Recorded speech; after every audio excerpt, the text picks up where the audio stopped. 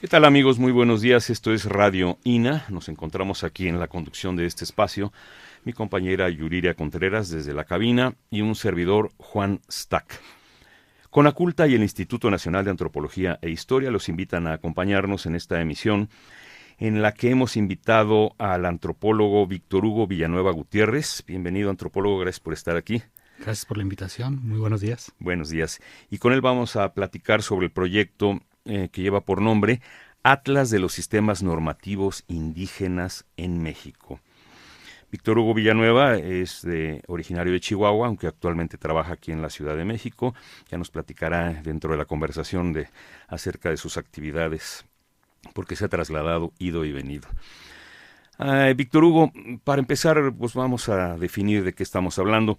¿Qué son los sistemas normativos indígenas? Que es de lo que vamos a hablar sobre el Atlas, sobre este tema. Sí, claro. Uh-huh. Digamos que en términos operativos el sistema normativo indígena o comunitario, como también se le conoce, es un conjunto de reglas basadas en principios que culturalmente han sido definidos desde las propias comunidades a lo largo de la historia, ¿no? De su propia historia, pues, como comunidad. Y esto, digamos, tiene un carácter sistémico, dado a que dichas reglas y principios pues se relacionan no solo con el ambiente, digamos, propiamente jurídico de las comunidades, sino tienen relación con, por ejemplo, sus formas de producción económica, ¿no? Y sobre todo un soporte cosmogónico particular, ¿sí? Entonces, digamos que ese carácter sistémico de totalidad es lo que nos permite identificar, ubicar o visualizar los sistemas normativos al interior de las comunidades indígenas. ¿Qué diferencia hay de estos sistemas normativos con, digamos, la estructura jurídica que manejamos en todo el país? Digamos, la Constitución, las constituciones de los estados, leyes locales, leyes federales, no sé. ¿Qué diferencia hay de esos sistemas normativos a las reglas jurídicas que acostumbramos a utilizar? Claro. Pues digamos que como producto histórico y social, el sistema normativo en las comunidades se diferencia del sistema normativo central o de Estado, básicamente a que tiene, por ejemplo, formas de proceder distintas, ¿no? Formas de proceder que bien se soportan en la oralidad, ¿verdad? Como el medio de transmisión de este conjunto normativo comunitario, pero también porque están filosóficamente posicionados en otro terreno, ¿no? Uh-huh. Por ejemplo, el sistema normativo indígena o comunitario se soporta en un tipo de democracia participativa directa, ¿sí? En diferencia del sistema normativo central o de Estado, donde todo es a través de una representación legal. Es decir, digamos que el espacio que se le da a la persona sujeta en un procedimiento, por ejemplo, penal, ¿no?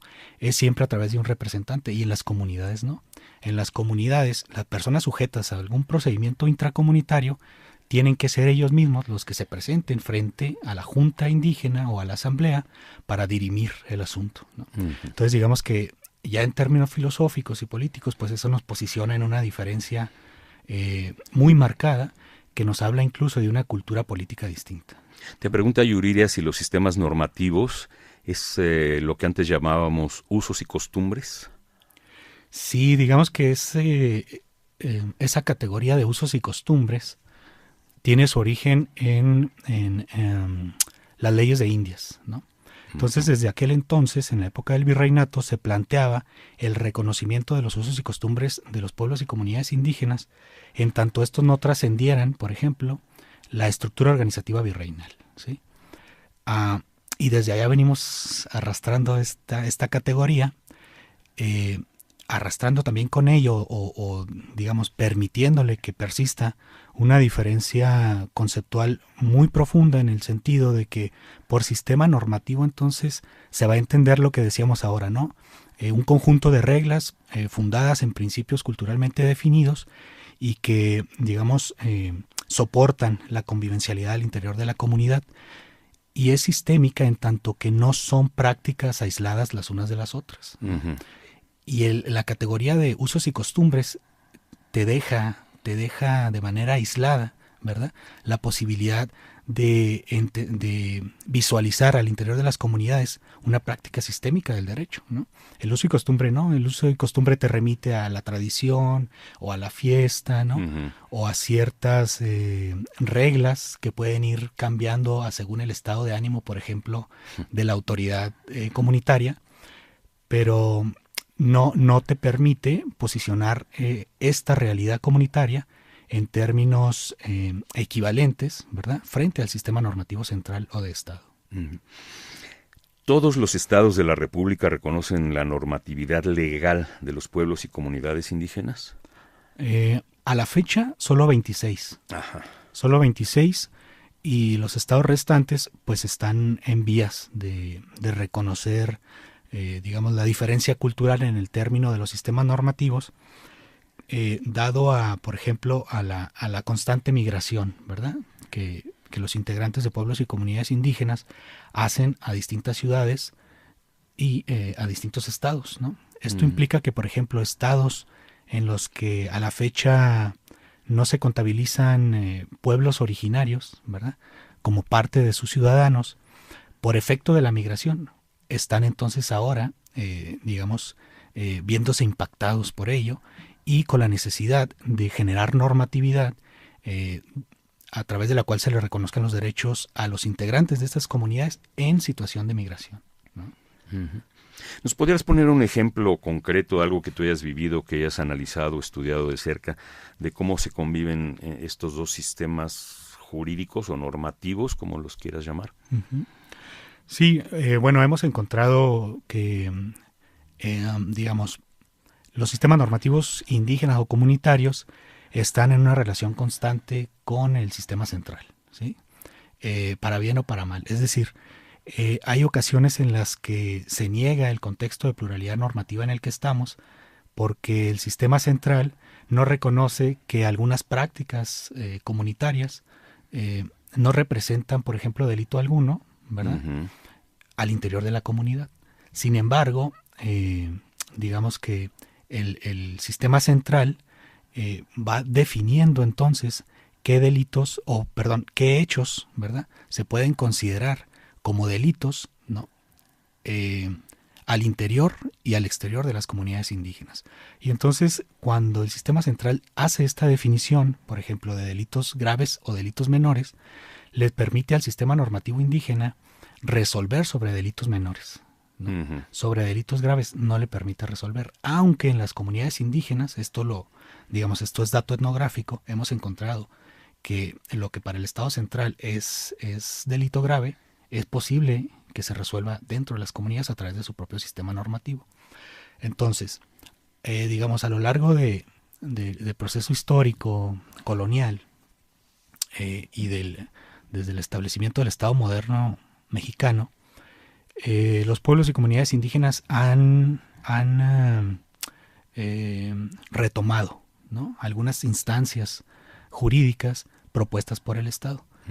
Pero aquí nosotros debatimos en relación a la forma de la norma y el sentido de la norma o el contenido de la norma.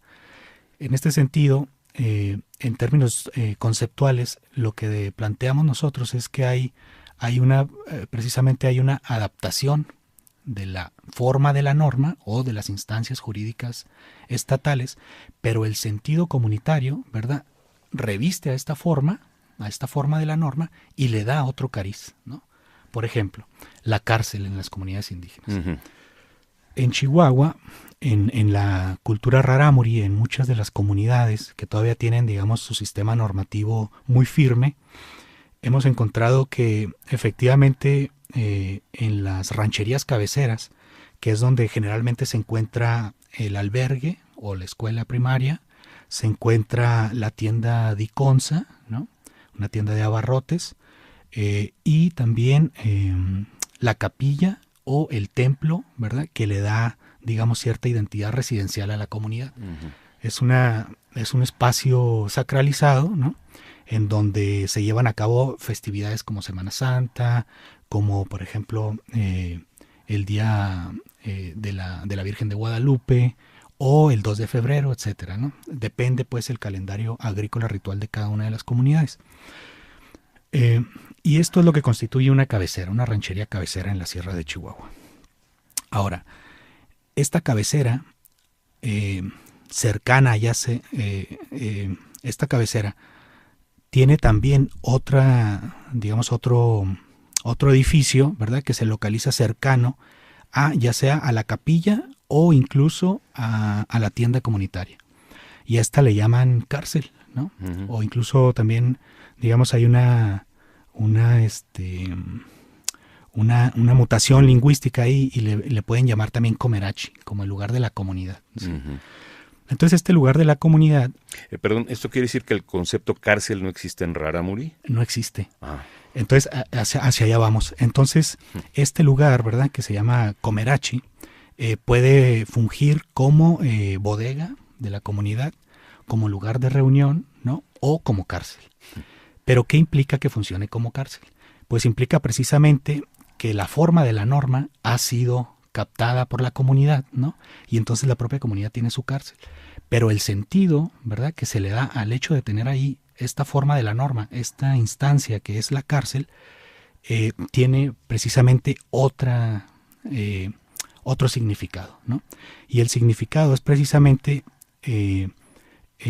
que permite, ¿no?, al recluso, por decirlo, digamos, en términos de la cultura jurídica central, que el recluso reflexione sobre los hechos en los que lo están juzgando, que reflexione. Entonces no se le priva de su libertad por más de, por ejemplo, 24 horas, ¿no?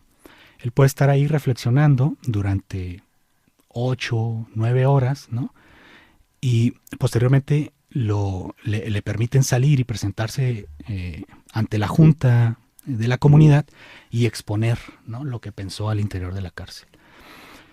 Entonces, al exponer lo que piensa el individuo, sujeto a un proceso, digamos, judicial al interior de la comunidad, lo que hemos observado en sus discursos es que precisamente la cárcel está entonces desplazando, ¿no?, al hecho previo de que anteriormente en estas comunidades se expulsaba al agresor, por ejemplo. Se expulsaba al agresor de la comunidad y no se le permitía regresar hasta que él mismo fuera de la comunidad, ¿no?, reflexionara y entonces viera la necesidad de regresar e instaurar de nuevo la cohesión comunitaria. Entonces, en este sentido, pues la cárcel sería la forma de la norma, ¿no?, que están adaptando, pero el sentido sigue siendo el mismo, que reflexione sobre el hecho en el cual se ve involucrado, y entonces eso le permita, ¿verdad?, tomar conciencia sobre ello y reintegrarse a la comunidad. No es como en el aparato jurídico central, en donde la reclusión pues tiene otros fines, ¿no? La reclusión sigue fundándose en épocas actuales en la introyección de la norma corporal, ¿verdad?, psicológica y culturalmente hacia la persona indiciada, ¿sí? Es decir, hay que normalizarlo, ¿no? No importa si la cohesión ciudadana o social, ¿verdad?, se vuelve a conseguir, se restaura, ¿no? Lo importante es que el indiciado aprenda la norma, ¿no? Y al aprender la norma, no importa que pase por cualquier situación adversa dentro del sistema penitenciario, mientras tanto la aprenda. Y acá no, es sumamente distinto, ¿no? Pero como dices, es aplicable solo en delitos no graves. Para el sistema normativo central sí, no sé. Ajá. ¿No? Pero para el sistema normativo comunitario no. Hay casos, por ejemplo, de homicidio que han sido juzgados en las comunidades indígenas a través de su propio sistema normativo y lo han resuelto, ¿no? Uh-huh.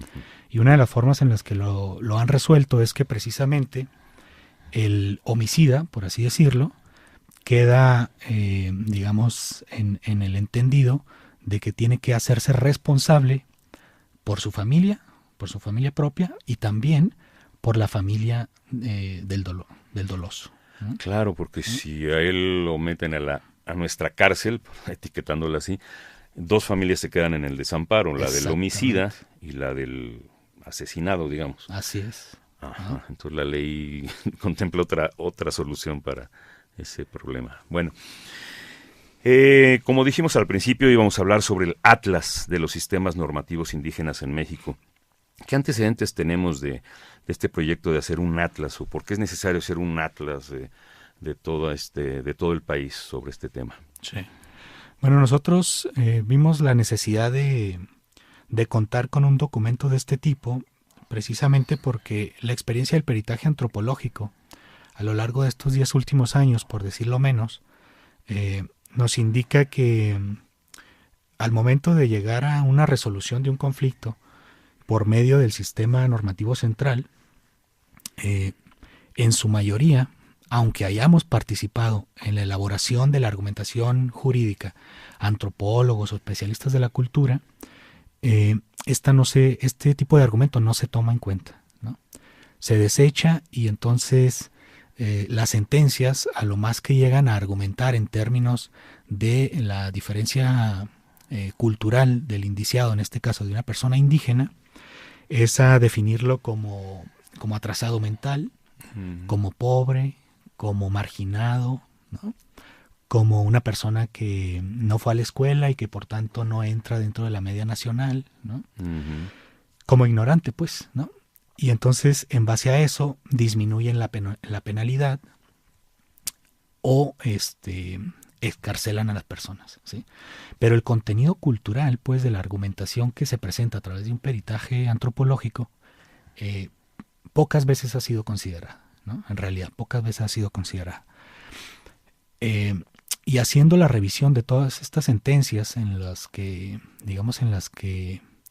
hemos participado dentro del proceso judicial como antropólogos, pues nos hemos dado cuenta de que habría que trascender entonces el campo del ejercicio del peritaje antropológico para posicionar desde otro tipo de documento, como sería el Atlas, el contexto de pluralidad normativa en el que estamos, ¿no?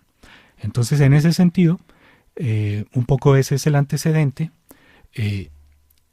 Lo que intentamos conseguir con el Atlas es precisamente contar con un material, un texto escrito, acompañado de una serie de DVDs en los que se proyecte a través de mapas interactivos la ubicación de los sistemas normativos indígenas en estos 26 estados que reconocen la diferencia cultural y los derechos indígenas.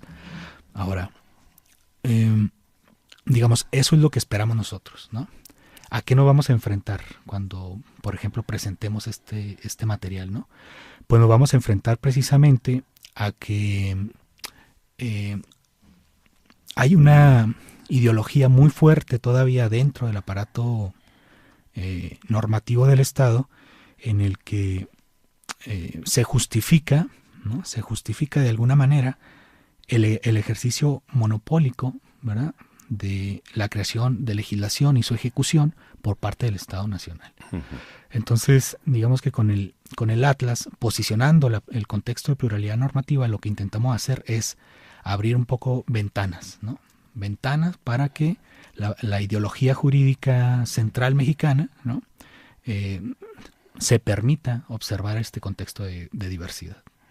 Bien, mencionaste ahorita un término que me gustaría que extendieras, lo del peritaje antropológico. O sea, ¿qué alcance tienen los peritajes antropológicos? Digamos, operativamente el peritaje es un medio de prueba, no es una prueba en sí, ¿no? Entonces, dentro de un proceso judicial cualquiera, hay una etapa que se le denomina etapa de instrucción. Y en esta etapa es cuando cualquiera de las partes puede presentar la prueba que considere pertinente, ¿no?, para probar ya sea su inocencia o argumentar de manera más extensa sobre precisamente la diversidad cultural, ¿no?, que sería el objeto del peritaje antropológico. Entonces, cuando, por ejemplo, la Coordinación Nacional de Antropología se nos solicita la presentación de un peritaje antropológico en el ámbito penal, es precisamente para posicionar que la persona indígena, ¿no?, está inscrita, ¿verdad?, en un sistema normativo indígena comunitario, ¿verdad? Y que es desde ahí, desde esos parámetros, desde donde se debe considerar, ¿sí?, la penalización de los hechos, ¿no? Porque puede resultar, como decíamos en un principio, que los hechos constitutivos del delito no representen tal dentro de la comunidad. Entonces, ese sería como el objeto del peritaje antropológico en materia de pueblos y comunidades indígenas, ¿no? Pero este se puede presentar, digamos, en una variedad muy amplia de situaciones y posibilidades, ¿no? Como pueden ser las propias ramas de la ciencia antropológica, ¿no? Se pueden presentar en materia de arqueología, historia, etnohistoria, etnología, lingüística, etcétera. Bien, pero la mayoría de solicitudes a la fecha tienen que ver con personas indígenas sujetas a procedimientos penales. Digamos, esa es la línea que marca ahora el ejercicio del peritaje antropológico, ¿no? ¿Quién lo solicita este peritaje? Este peritaje lo solicitan las instancias involucradas. Como te decía ahorita, cualquiera de las partes involucradas en un procedimiento puede presentar la prueba que considere conducente en su momento, ¿no? Esta petición la hace ante un juzgado, ¿no? Posteriormente es el juzgado, ¿no?, el que le solicita a diferentes instancias académicas que trabajan la diferencia cultural o la investigación específica sobre antropología jurídica o sistemas normativos, que le solicita pues a estas instancias que participe con un perito, ¿no? El problema es que como el peritaje es un medio de prueba, al fin de cuentas es el juez el que, valorando el peritaje antropológico, le da la calidad de prueba plena, ¿no?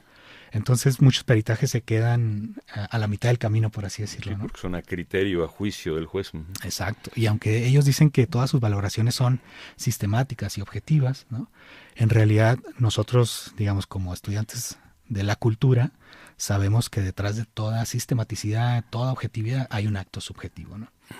Entonces, muchas veces esa valoración está cargada por esta ideología jurídica central en la que todavía no se permite darle cabida a el contexto de pluralidad normativa, y entonces imponen, ¿verdad?, su criterio en base a los parámetros propios del sistema central, ¿no? Y desechan la prueba incluso. Sí. En un peritaje criminalístico pues, se buscan huellas dactilares, armas homicidas, objetos del delito, coartadas, no sé, una serie de elementos a los que estamos acostumbrados a escuchar. Pero, ¿será que el peritaje antropológico es más intangible? ¿O cómo se puede demostrar antropológicamente una prueba pericial, digamos, analizada por un perito antropológico? Digamos que nosotros partimos de la idea de que el patrimonio cultural metodológicamente puede ser dividido en patrimonio tangible e intangible. Pero en la realidad de los hechos, en el dato etnográfico, pues en la construcción de esta otra realidad, pues, o de esta realidad comunitaria, van de la mano, ¿sí? Cómo una expresión intangible puede materializarse o puede hacerse tangible, por así decirlo, a través de la organización. Si decimos que un sistema normativo es un conjunto de reglas y principios, ¿verdad?, que sistematizadas comprenden todo, digamos, un campo jurídico dentro de las comunidades, entonces, en términos metodológicos, lo que estamos haciendo ahí es demostrar cómo está organizada esa comunidad, ¿no?, para entonces de ahí sostener que materialmente, objetivamente, existe la subjetividad, ¿verdad?, que serían los principios y las reglas, la subjetividad que organiza la convivencialidad al interior de la comunidad. Entonces, en materia de criminalística, si bien, por ejemplo, la antropología física ha tenido ahora muchísima participación por el contexto en el que estamos, en el contexto desafortunado en el que estamos, ¿no? Los colegas antropólogos físicos a la fecha han puesto más énfasis precisamente en reconocer restos, ¿no?, en hacer, digamos, fichas técnicas o descripciones de los sucesos, ¿no? Pero han sido pocos antropólogos físicos los que en el campo de la criminalística han entrado ya a un análisis cultural del hecho. Es decir, a posicionar, por ejemplo, la categoría de cultura de la violencia, ¿no?, como una forma intangible, ¿verdad?, una forma que reviste las prácticas criminales y que las justifica, ¿sí? Entonces, digamos que la antropología física ahora también debe mirar hacia ese otro lado y agregar en su reconocimiento de cuerpos o de restos óseos, ¿no? Todo. Ya sería antropología forense. Toda antropología es forense en tanto se vincule a un proceso judicial. O pudiéramos decir, toda ciencia es forense en tanto se vincule a un proceso judicial, ¿no? Sí. Entonces, ahora en la criminalística, los compañeros en antropología física, que por ejemplo van y hacen su exposición en el diplomado de peritaje en ciencias antropológicas que tenemos acá en la Coordinación Nacional de Antropología, están planteando esta necesidad, ¿no?, de cómo en principio el antropólogo físico puede recurrir al etnólogo o al antropólogo social para precisamente lograr un argumento antropológico más sólido, más amplio, que permita introducir esta categoría, por ejemplo, de la cultura de la violencia que decíamos, ¿no? ¿Qué preparación especial necesita tener un antropólogo para, digamos, no sé si se titule uno, tengo un permiso para ser perito antropológico? No, en realidad, digamos, el Código Federal de Procedimientos Penales e incluso el Código Federal Civil, lo único que establece para los peritos es que sea una persona, ¿no?, con habilidades técnicas y científicas en la materia en la que va a presentar el medio de prueba. Entonces, en ese sentido, cualquier antropólogo con cédula profesional puede ser un perito en antropología. Te lo pregunto porque ahorita durante la plática, y como hablas de temas muy específicos, como que tienes mucho lenguaje jurídico, llamémoslo así. O sea, se ve que te has especializado, que has estudiado, que conoces las normas, las reglas, los reglamentos, las leyes, en fin. Y es una preparación más específica, ¿no? Sí, digamos que la experiencia nos ha ido conduciendo hacia allá, ¿no? Porque como platicábamos en un principio, antes de comenzar la plática, yo me especialicé en antropología política. Entonces trabajé con el maestro Augusto Urteaga esta área de la antropología cultural, ¿no?, la política. Entonces, algo que mencionaba el maestro Augusto es que toda antropología es política, en dos sentidos. Uno de los sentidos es que toda antropología es política porque puede tomar indirecta o directamente como objeto de estudio la política, ¿no? Cuando uno hace, por ejemplo, antropología económica, también indirectamente está haciendo antropología política, porque está entonces hablando de la forma de organización, ¿verdad?, y el poder que está en torno, por ejemplo, a las formas de producción, ¿sí?, en alguna comunidad o en alguna sociedad. Cuando uno hace antropología simbólica, el símbolo, por definición, ¿no?, digamos, tiene contenido político, es decir, ¿qué lo hace que sea símbolo, ¿no? Pues una relación política, ¿no? Si no, no es símbolo. Es decir, si no tiene consenso para ser reconocido como tal dentro de una cultura específica. Y es antropología política también en el sentido de que en el gremio, ¿no?, estamos metidos en política, ¿no? Todo lo que hacemos, todas las propuestas políticas o posiciones académicas que asumimos son posiciones políticas en tanto que entran al debate con otras posiciones, ¿no? Y así, entonces, en esta idea de lo que pudiéramos entender por antropología política, al comenzar a hacer peritajes antropológicos, nos damos cuenta de que, por ejemplo, estas lecturas que hacen los jueces de los peritajes antropológicos, pues también es una lectura política, ¿no? También es una lectura política en tanto que niegan o reconocen el contexto de pluralidad normativa. Entonces, ¿qué tiene que hacer uno como perito o como antropólogo jurídico para aproximarse al discurso de los juristas? Pues aprender sus categorías, ¿no? Aprender sus categorías, sus formas conceptuales de trabajar y de interpretar el derecho para entonces, digamos, aproximarnos más a un diálogo posible. Ujú. Entonces estamos hablando del principio aristotélico del animal político, el miembro de la polis, o sea, todo lo que hagas es político, efectivamente. Ajá. Muy bien. Le recordamos que estamos transmitiendo a través de Radio INA, que estamos platicando con el antropólogo Víctor Hugo Villanueva sobre el Atlas de los Sistemas Normativos Indígenas en México, sobre los peritajes antropológicos y otros temas. Mencionaste al maestro, al antropólogo Augusto Arteaga Castro. ¿Se puede decir que él fue el iniciador, el precursor de estos temas o hay antecedentes? Sí hay antecedentes, pero el trabajo sistemático sobre peritaje antropológico lo inicia el maestro Augusto Arteaga. ¿Y cómo en qué año más o menos? Sí, bueno, esto lo inicia él a finales de los 90, principios del 2000, ¿no? Uh-huh. A tal grado que él, como parte, digamos, de su labor institucional en el INA, lo que hace es promover el proyecto de peritaje antropológico en la Sierra Tarahumara, ¿sí? Y entonces esto implica, pues, que ya como proyecto propio de investigación de un investigador del instituto, esto se hace ya un trabajo sistemático, es decir, se está al pendiente de las situaciones jurídicas en las que se ven involucradas personas indígenas en una región del norte de México muy localizable, que es la Sierra de Chihuahua, pero ahí ya no estamos hablando de la presentación de peritajes antropológicos dispersos, ¿no? O un poco para atender situaciones que cobran renombre a nivel nacional, por ejemplo, ¿no? Por su urgencia o cosas por el estilo, sino que ya es un ejercicio sistemático y que previo a ello, pues por ejemplo el INI, ¿no? Con el grupo que conformó la maestra Magdalena Gómez, donde trabajaban por ejemplo Yuri Escalante, Ramón Martínez Coria, Héctor Ortiz, ¿no? Entre otros. Entonces ellos a través del INI ya comenzaban a hacer un trabajo sistemático sobre peritaje antropológico y antropología jurídica. Desafortunadamente se desapareció el área, ¿no? Uh-huh. Digamos, entró la política.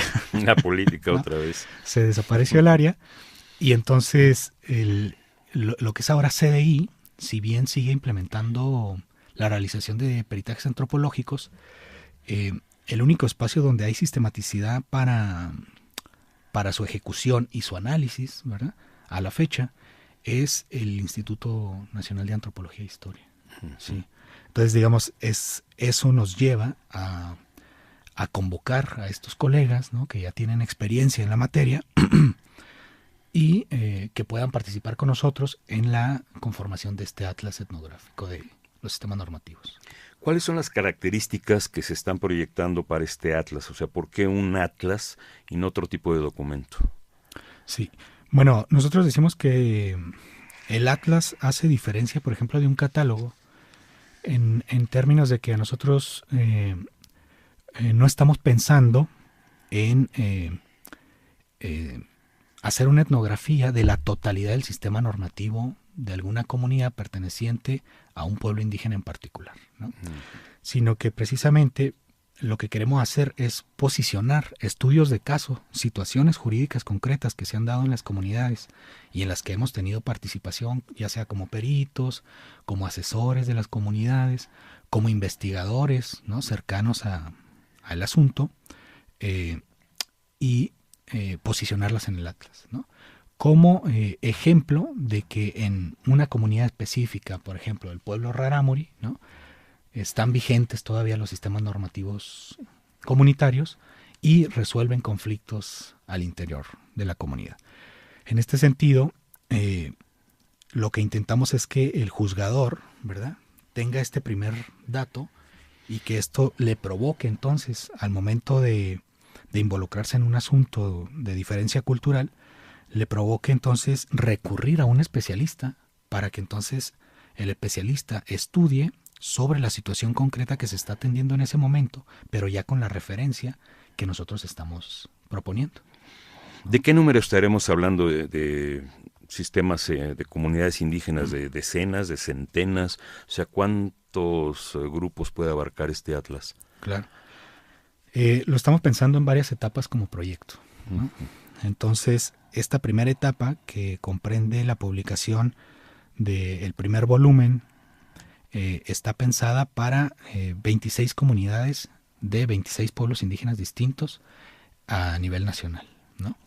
Entonces, digamos que cada una de estas situaciones jurídicas que pongamos a la vista en el Atlas va a obedecer a la generalidad, ¿no? A la generalidad de la, digamos, de la región etnográfica a la que nos estamos aproximando. En ese sentido, como te decía ahorita, esto va a ser nada más un referente, ¿no? Un referente para que los juzgadores vean la necesidad de que tienen que aproximarse a este tipo de documentos o a este tipo de investigadores, ¿verdad?, con este conocimiento particular sobre las comunidades indígenas y sus sistemas normativos para resolver cualquier asunto. Entonces no nos estamos planteando en realidad hacer un catálogo de los sistemas normativos de todas las comunidades, de todos los pueblos indígenas del país, porque esto sería inacabable, ¿no? Y además esto contraviene a la filosofía que estamos nosotros planteando en este atlas, en el sentido de que vamos a ser solo un referente. No nos interesa pues encasillar, ¿verdad?, las comunidades a través de sus sistemas normativos, porque como bien sabemos, todos los sistemas normativos, sean centrales, dominantes o subalternos, comunitarios, indígenas, etcétera, son cambiantes, constantemente se están innovando, ¿no? Entonces, digamos, sería contradictorio plantear un catálogo sobre sistemas normativos, ¿no? Por eso decimos es un atlas, ¿no? Está abierto. Nosotros solo vamos a ejemplificar algunos casos. Y además nos vamos a apoyar en mapas digitales, interactivos, donde vamos a contener 3 capas distintos dentro del mapa de la República Mexicana. Y la primer capa va a mostrar, por ejemplo, la legislación local, nacional e internacional en la materia de derechos indígenas. Internacional también. Claro que sí, sí. Internacional tendríamos, por ejemplo, al convenio 169 de la OIT, a la Declaración sobre los Derechos de los Pueblos Indígenas de la ONU 2007 y al Pacto Internacional sobre Derechos Culturales, Económicos y Políticos, ¿no?, del 66. Entonces, esta referencia normativa en estos 3 niveles va a estar vinculada al Atlas a través de ligas, ¿no?, de ligas en las que, dando un clic a cada uno de los títulos de estas legislaciones, te va a remitir a ti como usuario al documento, ¿no? Esto sirve para también, digamos, de alguna manera apoyar al personal jurisdiccional en su actualización en materia de derechos indígenas y diversidad cultural. Y luego una segunda capa dentro de este mapa contendría específicamente la forma de organización de una comunidad particular, ¿no?, de la comunidad de caso de estudio. Contendría su estructura organizativa y, digamos, los funcionarios que la integran con sus jurisdicciones particulares, ¿sí? Y luego una tercera capa va a contener, ahora sí específicamente, el dato etnográfico sobre una situación jurídica resuelta o atendida, ¿no?, o llevada a cabo de manera intercomunitaria, ¿sí? Ese serían, digamos, el material, nosotros le decimos material didáctico, pues, para el personal jurisdiccional. ¿Se manejaría por estado o por región? Esto es por estado. Por estado, sí. Por eso el número 26. Exacto, ¿no? Sí. Ahora lo estamos pensando así. Probablemente una segunda etapa del proyecto nos obligue a trabajar ahora por regiones, ¿no? El atlas de la región tal, etcétera, ¿no? Sobre todo atendiendo a la diversidad, ¿no?, de cada región. Pero como lo estamos planteando ahora, estamos partiendo del principio de que estamos considerando a los estados donde hay normatividad en la materia, ¿no?, y población indígena. ¿Cuáles son los estados que no están contemplados? Por ejemplo, sería los estados que no tienen legislación ni para trabajadores agrícolas migrantes, por ejemplo, o para pueblos originarios, como Baja California Sur, ¿no? Baja California Norte sí tiene legislación, ¿no?, y tiene población indígena. Entonces ahí tenemos unos casos que a nivel nacional han llamado la atención, como el caso de la pesca entre los Cucapá, ¿no? Te comento que, por ejemplo, la etnonimia de Cucapá nosotros a la Castilla la interpretaríamos como la gente del río, ¿no? O la gente que vive del agua. Del agua. Sí, entonces el sistema normativo central criminaliza la pesca, ¿verdad? Que los Cucapá tienen en la actualidad, porque les niega primero su condición de indígenas. Les dice, no, pues ustedes ya no son indígenas, ya más bien son mestizos, ¿no? Porque ya muy pocos hablan la lengua, porque ya no se visten con su traje tradicional y este tipo de cosas, ¿no? Y entonces ya no pueden ustedes argumentar diferencia cultural en torno a la pesca para que nosotros les permitamos seguir, ¿no? Aprovechando el recurso. Volvemos a lo político. ¿No? Para que ustedes puedan seguir aprovechando el recurso, y entonces los criminalizan. Y ahorita, justamente en este momento, están en un proceso penal importante, ¿no? Que ya ha escalado a nivel internacional. Ya han presentado su denuncia ante la Comisión Interamericana de Derechos Humanos, por ejemplo, ¿no? De la OEA. Y digamos entonces, esta contradicción que observamos entre la norma internacional que reconoce derechos a los pueblos y comunidades y la norma local, ¿verdad? Que no se actualiza a una sola norma, que sería, por ejemplo, el convenio 169 de la OIT, nos da muchos ejemplos para soportar la propuesta del proyecto del Atlas Etnográfico. Y así hay otros estados donde, como Baja California Sur, que no hay pueblos indígenas originarios, pues tampoco tienen normatividad, ¿no? Como por ejemplo sería, ahora recuerdo, Coahuila, ¿no? Faltaría Coahuila, Zacatecas, ¿sí? Y algún otro estado. Serían 6 los restantes, ¿no? Y por ejemplo, en el caso también muy importante del estado de Nuevo León, como resultado de la migración de personas de origen indígena a trabajar, por ejemplo, en la ciudad de Monterrey, vendiendo sus artesanías y a asentarse y formar comunidad, ¿no? En la periferia de la ciudad de Monterrey. Entonces, el Estado se está viendo en la necesidad, el Estado de Nuevo León se está viendo en la necesidad de construir legislación en la materia. Legislación en materia de derechos indígenas, ¿no? Sobre pueblos migrantes, por ejemplo, ¿no? Entonces, por eso decimos que, digamos, se va complejizando esto, ¿no?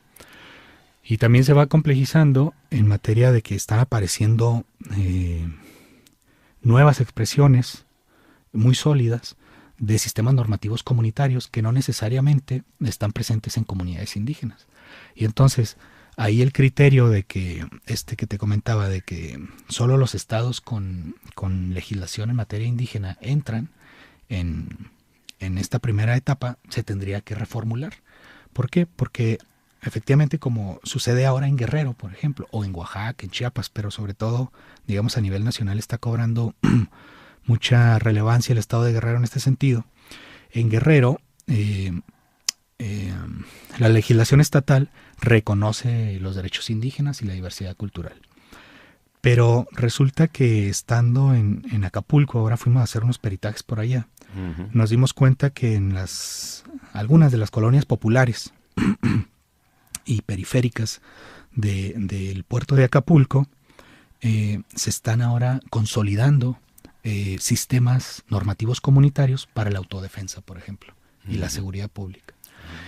Y quienes los están conformando son comunidades asentadas, ¿verdad?, en la periferia, y que no son personas indígenas, son personas mestizas, son personas mulatas, negros, ¿no?, morenos, pero ninguno de ellos es indígena. Entonces ahí la legislación local en materia de diversidad cultural, sistemas normativos o derechos indígenas no los cubre. Incluso hemos escuchado declaraciones de las autoridades locales en el sentido de que dicen, como no son comunidades indígenas, no pueden alegar diferencia cultural basándose en el OIT 169. Bueno, entonces nosotros diríamos ahí, cambiando los criterios, diríamos, ok, no son comunidades indígenas, ¿no? Pero según el Pacto Internacional, ¿verdad?, sobre derechos políticos, económicos y culturales, estas comunidades, ¿verdad?, se diferencian culturalmente de otras en tanto que están constituyéndose, ¿verdad?, en sistemas normativos comunitarios propios para atender el contexto de inseguridad en el que están, ¿sí?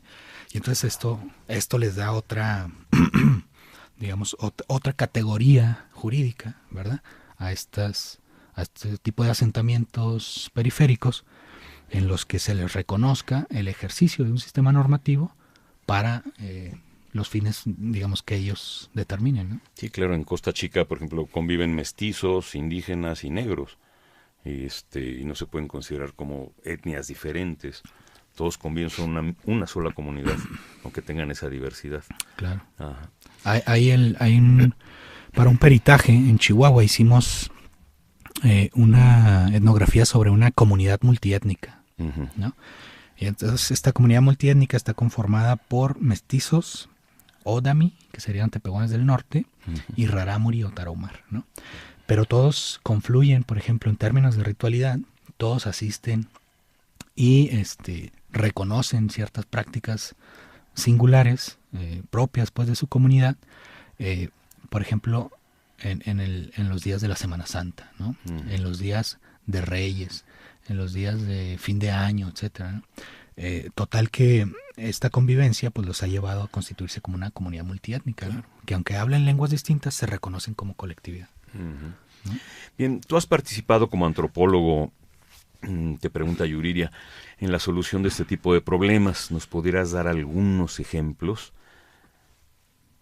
Así, bueno, ahorita nos diste uno muy concreto, perdón. Volviendo al Atlas, mencionaste que van a ser discos, va a tener formato impreso, van a ser discos interactivos, CD, DVD. ¿Qué tipo de formato tendrá el Atlas? Sí, el formato, digamos, base es un texto escrito, ¿no? Los volúmenes que estamos pensando es que sean precisamente contenidos por artículos y informes etnográficos sobre sistemas normativos y situaciones concretas. Pero estos van a ser acompañados por DVDs, ¿no? DVDs en los que se presenten estas capas que te mencionaba hace unos instantes sobre normatividad nacional e internacional, sobre las formas de organización comunitarias y sobre un estudio de caso, ¿no? Entonces, digamos que intentamos vincular estos dos medios posibles, ¿no? Que sería el impreso y el digital. Oye, hablamos de que, bueno, en la República Mexicana hay más de 300 lenguas diferentes, lo cual me habla de 360, digamos, grupos diferentes. Supongo que habrá grandes diferencias en los sistemas normativos, pero ¿qué semejanzas encuentras o qué semejanzas se pueden encontrar en todos estos sistemas a nivel nacional? O sea, ¿se parecen o todos son tan distintos como lenguas hay? Bueno, en la revisión bibliográfica que hemos hecho, hemos encontrado sí muchas similitudes entre distintos sistemas normativos de comunidades de pueblos indígenas diversos, ¿no? Una de ellas es que, por ejemplo, la ritualidad, en términos de lo religioso, no está aparte de lo normativo, ¿no? No se distancia. Es decir, al momento de la ejecución de algún acuerdo, ¿no? O de alguna sentencia al interior de las comunidades indígenas, siempre le antecede, ¿no? O le precede algún ritual de algún tipo, ¿no? En donde ya sea el curandero, ¿no? O por ejemplo, en la comunidad Rarámuri de Choreachi, en Chihuahua, el raspador del jicuri, ¿no? El raspador del jicuri tiene una presencia fundamental a la hora de tomar alguna decisión, ¿no? En términos políticos o en términos normativos jurídicos, ¿sí? Entonces hay este vínculo muy estrecho. Y también, digamos, esta etnografía que ya hemos revisado nos permite combatir ya, en términos teóricos, la idea de que el sistema de derecho central o dominante está apartado de la moral, ¿no? En la comunidad indígena lo que encontramos es que moral y derecho van de la mano, ¿sí? Y lo que encontramos, ahora haciendo una comparación de este sistema normativo comunitario con el sistema de derecho central dominante, es que también en el sistema de derecho central hay una relación muy cercana entre moral, ¿no? Y normatividad. Y ahí tenemos muchísimos casos. Por ejemplo, el aborto es uno de ellos, ¿no? La legalización de las drogas, ¿no? O específicamente, por ejemplo, de la marihuana, ¿no? Hay mucho de carga moral en esto, ¿verdad? En esto de la prohibición del uso de estupefacientes o de algunos estupefacientes, que nos indica entonces que la división entre moral y norma, ¿sí?, es una ficción, ¿sí? Es una construcción ideológica, ¿verdad? Para, para presentarnos como la sociedad dominante, como la sociedad que en realidad tiene un sistema jurídico, ¿no? Y los demás no son usos y costumbres. ¿Por qué? Pues porque no se hace diferencia entre moral y la sistematicidad del derecho y cosas por el estilo, ¿no? ¿Qué tipo de especialistas deberían participar en la creación de este atlas? Hemos hablado de antropólogos, obviamente, pero ¿qué otros especialistas? Bueno, ahora conformamos, hace 15 días aproximadamente, conformamos un equipo de trabajo muy importante y me parece que muy sólido en términos académicos, porque acá vamos a estar trabajando antropólogos sociales, jurisconsultos, filósofos, sociólogos, ¿sí?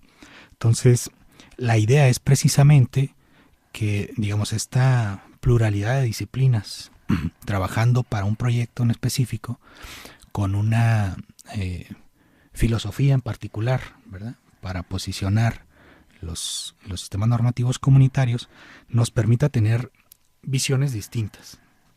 Visiones distintas, y entonces desde esa diversidad de visiones construir conceptos ricos, ¿no?, muy densos en su contenido, ¿no?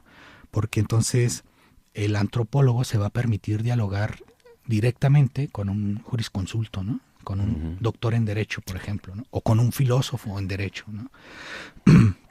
Para salirnos precisamente de los debates, digamos, que obedecen más a las parcelas disciplinarias de cada uno, y entonces en realidad el diálogo, ¿no?, queda un poco marginado, y lo que se da más bien es la confrontación. Entonces acá queremos hacer un diálogo entre estas disciplinas para generar conceptos, ¿no?, o reformular conceptos. Esa es la idea de tener a un grupo multidisciplinario de investigadores que estén trabajando acá en este proyecto, ¿no? Sí. Nosotros decimos de compañeros, ¿no? Compañeros que están trabajando en un proyecto. Sí. Nos quedan 6-7 minutos de conversación. ¿Cuál sería la función concreta de este atlas? O sea, ¿a quién iría dirigido? Aparte de los especialistas y la gente que maneja estos temas y demás, ¿quién podría servirse de él como un instrumento ya especializado para resolución de problemas? Claro. Mira, en esta reunión que te digo, donde estuvimos 31 investigadores debatiendo sobre el proyecto, sobre la intención del proyecto, a quién va a ir dirigido y todo esto, pensamos que el acuerdo más sustancial, ¿no?, de este resultado de este diálogo que tuvimos entre diferentes especialistas, nos indicaba entonces que no solo tenía que ser un material que lo pudiéramos dirigir al personal jurisdiccional. Es decir, no nada más a los abogados defensores, a los jueces, a los abogados proyectistas, que al fin de cuentas son los que elaboran la sentencia y luego el juez le da el visto bueno o no. No solo a ellos, sino también les puede servir a los intérpretes y traductores indígenas que se ven vinculados, ¿verdad?, a este tipo de asuntos. Les puede servir a organizaciones de la sociedad civil, ¿no?, que acompañan a los pueblos y comunidades indígenas. Y también, digamos, una tarea que acordamos, ¿no?, como fundamental para la divulgación de este material es presentarlo también en algunas de las comunidades de las que nos vamos a servir para hacer una exposición de los casos de estudio, ¿no? Te mencionaba ahora el caso de los Cucapá.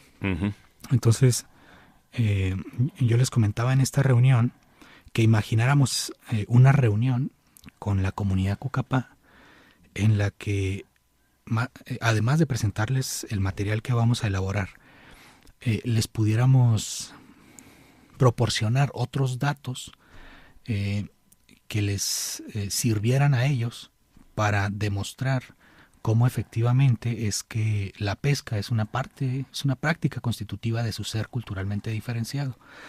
Y tenemos datos muy importantes sobre ese asunto, por ejemplo, la arqueología, ¿no? La arqueología ha demostrado ya a través de sus dictámenes que los Cucapá efectivamente tienen 2000 años dedicándose a la pesca, ¿no?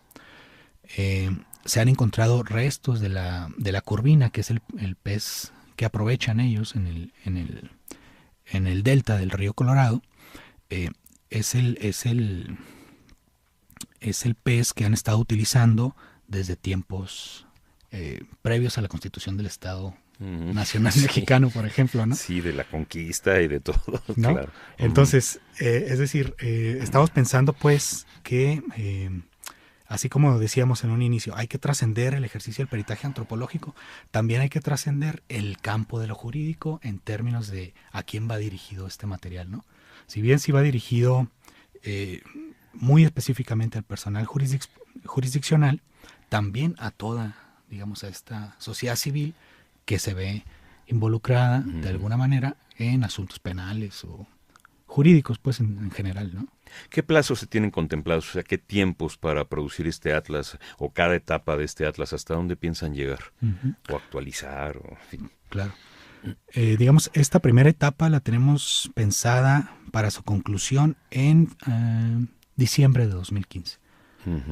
En diciembre de 2015 ya debemos de contar con un material publicado, ¿verdad?, que nos permita iniciar precisamente estas jornadas de divulgación, ¿no?, sobre los resultados que obtuvimos, ya sea a través de conferencias, de visitas a las comunidades o de jornadas específicas sobre la diversidad jurídica en términos, digamos, del contexto nacional mexicano, ¿no? Y digamos, en el Inter, ¿no? En el Inter lo que estamos haciendo ahora es precisamente construir los informes etnográficos que va a contener el atlas, ¿no? Ahora estamos, digamos, haciendo ese trabajo, ¿no?, para que en un segundo momento de la construcción de esta primera etapa podamos entonces incluir artículos de debate teórico con la teoría general del derecho, por ejemplo, ¿no?, o su dogmática, en donde desde el dato etnográfico podamos criticar precisamente estas ficciones que decía Kelsen, ¿no?, estas ficciones del derecho, en el sentido de, por ejemplo, discutir sobre la contingencia de los sistemas normativos indígenas, ¿no? Generalmente esta es una crítica que se le hace al sistema normativo comunitario, de que siempre están cambiando, nunca son los mismos, etcétera. Pero si nosotros atendemos al estudio del sistema central de derecho, también vamos a observar que es sumamente contingente, siempre está cambiando. Sí. Y no solo siempre está cambiando, sino que dos distintos juzgadores pueden arribar a sentencias o conclusiones distintas sobre un mismo asunto. Eso también es contingencia. Claro. Entonces, ¿no?, digamos, queremos debatir también en términos teóricos con la dogmática jurídica. Muy bien. Nos quedan 2 minutos, estamos ya casi concluyendo. ¿Nos podrías hablar así ya brevemente acerca de la importancia de la presencia de la antropología en la solución de problemas concretos de convivencia social, de derechos indígenas, como ya lo has indicado a lo largo de la conversación, pero qué importancia especial tiene la antropología en este caso? Sí, bueno, la antropología y la sociología del derecho permiten precisamente conceptualizar al derecho más allá de la descripción, ¿no? Por ejemplo, tú le preguntas a un abogado qué es derecho, y te van a decir, te van a argumentar pues un concepto meramente operativo y descriptivo. Es un conjunto de normas, ¿verdad?, que sistematizadas tienen influencia sobre un grupo de personas específicas, ¿no? Ese es el derecho, pero esa es una descripción del derecho, ¿no? Ahí no estamos viendo el sentido de la norma. Entonces, la sociología del derecho sí te permite entonces aproximarte a esa otra cara del derecho, al poder, ¿no?, al poder que está detrás del derecho. Y entonces hablar de que el derecho es un ejercicio concreto del poder. ¿Sí? Y la antropología, ¿no?, puede exponer el dato etnográfico específico sobre precisamente los usos del derecho, ¿no? Los usos del derecho y cómo no se puede desligar de las relaciones de poder. diríamos que eso. Muy bien, Eso sería. pues esto lo tomamos como conclusión de esta conversación. Muchas gracias, Víctor Hugo Villanueva, por venirnos a presentar este Atlas de los Sistemas Normativos Indígenas en México. De esta manera, Yurira Contreras, desde la cabina, un servidor Juan Estaca frente al micrófono. A nombre de Radio INA damos por terminada esta emisión del programa, agradeciendo profundamente la participación de Víctor Hugo y gracias también a nuestros escuchas, quienes nos atienden a través de la internet desde cualquier lugar del planeta. Como siempre, agradecemos el apoyo de Luis Alberto López Guario y Pedro Francisco Sánchez Nava para la realización de estas pláticas. Estuvimos en la producción Gabriela Marentes y Abanibaldo Morales, en la operación técnica Javier Cortés, con el apoyo de Lauro Gaspar. Yurira Contreras, un servidor, nos despedimos. Hasta la próxima. Buenas tardes.